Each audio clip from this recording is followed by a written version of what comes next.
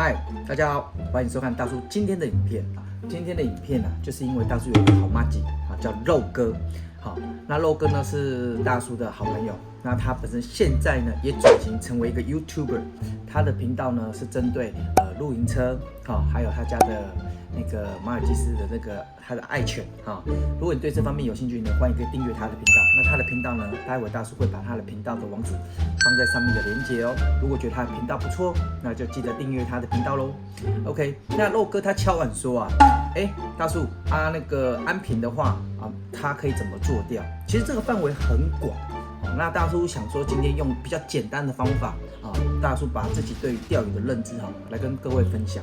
如果你要在岸边做钓，那些地形不外乎有堤防然后小波块、沙滩之类的，我们就先不往地形的方向去讨论，我们先从做钓的方向去讨论。那大叔今天这一集呢，是针对给你对于钓鱼有兴趣，但是你是初学者，或者是你没有钓过鱼。今天的影片，大叔相信对初学者应该会很有帮助。那我们今天影片就给他继续看下去喽。钓鱼的玩法真的是五花八门哦。大叔呢把它总结了一下，大概呢有以下这几种玩法。第一种就是矶钓，也是目前台湾从事人口最多的一种玩法。然后再来呢是潜打，然后再来其次是所谓的沉底，跟滩钓，这两种玩法有点类似，有点雷同。那这两种我们会一起做介绍。然后最后就是路亚，也就是大叔现在在玩的这种假饵，大概有以下这4种大类型。那我们先说说矶钓吧。说到了矶钓大叔不得不提大叔的一位好朋友，没错，就是热血大叔。那大家都知道了，热血大叔是台湾的矶钓名人，然后呢，也是一个矶钓的 YouTuber。如果呢各位对矶钓有任何的问题呢，也都可以在他的频道去询问热血大叔，相信以他的专业度绝对可以回答你任何的问题。今天呢，大叔只是用大叔的立场去解释一下矶钓大概的一个玩法，然后给初学者了解一下。那这种玩法通常呢，多半呢它的钓主呢，通常是用所谓的矶钓竿。矶钓竿呢，通常它比较强调灵敏度，然后呢，它通常会搭配浮标来做钓，看你的浮标多重。比如说你的浮标是2钱，或者是3钱之类的，你就要用对应的重量的钱来做它的调配。然后呢，它的指线呢会用到比较细钩子的话也不会用太大。那矶钓通常会用到的饵呢，通常就是一些例如说链饵啦，南极虾。有些人呢把这种钓法再延伸出来，例如说他钩金宝螺，那钩螺打螺，这种方式来做钓。那矶钓有一个很重要的特性，就是它会做到诱钓同步。什么叫诱钓同步呢？就是我同时在做钓，我同时再加上打 A 撒，来达到所谓的诱钓同步，同时引诱鱼，那同时做钓，这种是矶钓的一个特性。那不管你是在堤防上，你是在肉粽上，或者是你在船上，你都可以玩矶钓这种玩法。那这个有一个 know how， 就是说你也要钓了也好我跟你讲，这个调水深是不会讲。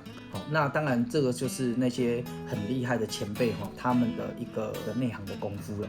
如果调水深调得好，那钓到鱼的几率就非常高了。以上呢是大叔对于矶钓的一个简单的看法，供大家参考。那我们再来说说潜打吧。潜打这种钓法跟路亚有一点相似，就是你也是要主动去找鱼。然后呢，通常这种钓法呢，它的钓组上面不会有太多的设定，很简单，就是它的母线接一条直线，然后用 FG 节去把它做对接。然后呢，前面可能放一个小咬签。然后呢，主要是勾上大白虾，然后利用虾子的活性呢，然后让它沉下去以后呢，去游来游去。如果这时候水里面有大鱼，这时候它就会狙击你的虾子。那这就是潜打的一个玩法。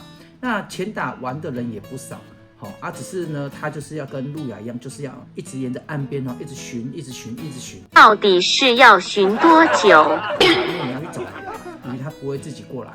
对，所以它基本上潜打也是一个就是很劳动，跟路亚一样很劳动的一个玩法。这种钓法如果玩得好的话，可怕，那个也是大物狙击的一个必杀的一个钓技。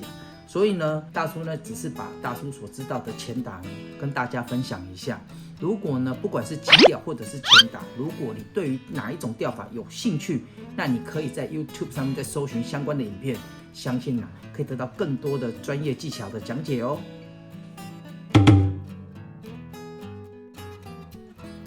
接下来呢，我们来谈谈沉体调法吧。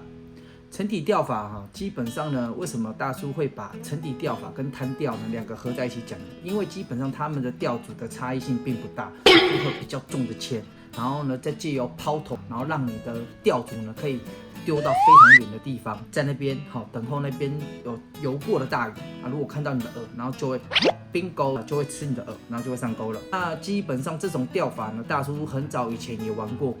不管是大叔以前早期有自己的一条舢板，然后我们在船上用沉底的方式，或者是在岸边我们将饵钩完以后搭配了重铅，然后就丢出去然后就把鱼竿放在那边然后上面呢前面会加一个铃铛因为万一中鱼的话叮叮叮叮叮就会通知我们有鱼讯那可能一次会放了好几根，所以有时候你去渔港的时候，你会看到有一些阿伯也可能一刀才7-8斤那通常鱼竿越多，它的机会就越大。不过通常如果你是在岸抛的话，大叔是觉得这个岸呢是大家的，所以如果可以的话就是可能鱼竿的数量稍微控制一下啦。大叔讲这句话也没有什么恶意，想要冒犯那个有在玩沉底的钓友但是大叔只是觉得说，因为空间就是那样子的大然后有玩基钓的，有玩前打的，有玩路亚的，那大叔都会觉得就是彼此尊重一下。如果你一个人踩个10几斤，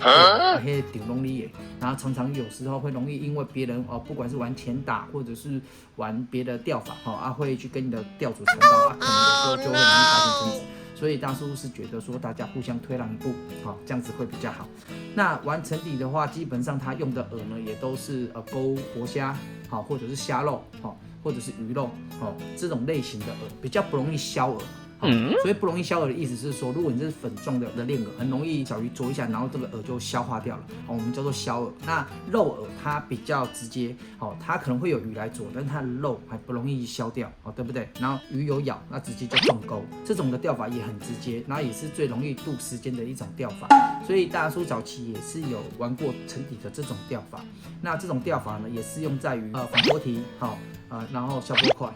然后或者是摊钓就在沙滩，然后针对你做钓的环境来做你的钩子上面的排列的组合来做改变。比如说你如果是摊钓，如果你针对的鱼种是沙梭这种，它可能就是会有一排的串钩最底部加一个重铅。那铅的重量大小取决于你当下的钓场跟你的钓组跟你的深度来做调配。那上面的话串钩就会就是钩你要的饵。如果是钓沙梭的话，基本上大部分都会用青虫这种饵来做钓。那青虫的话，其实针对的鱼种也蛮多的像大叔本身就有钓过沙梭然后铜盘然后还有那个花生鲫鱼的回形钠然后还有那个恰奇辣这些大叔都有用过青虫钓过。那基本上呢，这个钓法也是不错的只是有时候你抛投的地方如果底部有障碍物，这时候你的钓组会跟障碍物呢可能会去勾到，那时候可能就会拔不起来所以这一点可能做钓的朋友呢可能要注意一下，你在做钓的环境下面的底部结构是什么样的结构。如果都能了解底部的地形，那这样做钓就会万无一失咯。接下来我们来聊聊路亚吧。路亚呢也就是尼尔这种呢，基本上呢讲真的，大叔较早嘛唔相信这鱼仔会这戆戆去夹这个塑胶的物件。鱼的智商有这么笨吗？无唔对，真正就是瞎讲因为大叔自从接触了路亚这种玩法以后大叔真的就是欲罢不能，一次就爱上。为什么？因为路亚这种玩法它还蛮斗智的。为什么？因为路亚的设计有很多种有硬的，有软的然后有水表有中层有底层各种的设计呢，就是为了让你能适应各种的钓场的玩法而所衍生出来的设计。用路亚这种钓法的好处就是一开袂捌手啦。大叔，你是想表达什么？比较简单啊。如果今天我觉得这个饵不 OK， 我就把那个饵卸下来，我再换别的饵，然后再继续做钓。然后所有的饵呢收纳可以放在路亚盒里面啊，放在身上也方便。大叔自从开始接触路亚以后呢，我就发现其实这个圈子的人也不少，那玩法很多种。好，那大叔就不一一赘述。今天主要很单纯就是讲路亚这个钓法。那路亚钓法呢，基本上这种使用的杆子叫路亚杆。好，所以刚刚包含大叔前面几种所介绍的各种玩法，它都有对应的鱼竿的型号。比如说玩基钓用基钓竿，好，前打用前打竿，好，对不对？然后沉底的话呢，就是用一般的比较粗的杆子，或者是你要摊钓，你要用远头竿，大概就像这样子。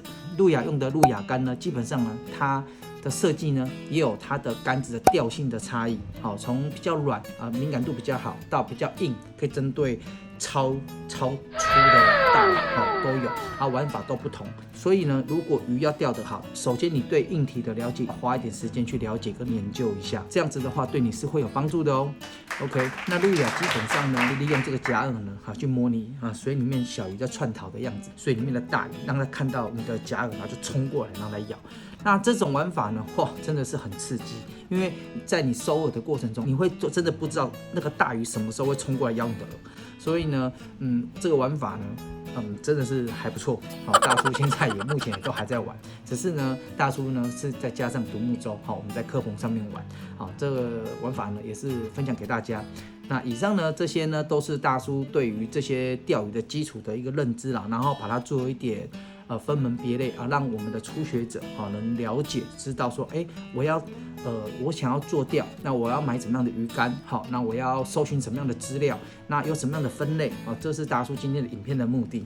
好啦，如果今天大叔的影片呢有帮助到你，你也觉得大叔影片做得不错，那就麻烦帮大叔的影片点个赞 ，OK？ 那就别忘了追踪大叔的频道 ，OK？ 那我们今天的影片就到这边了，那我们下一部影片再见喽，拜拜。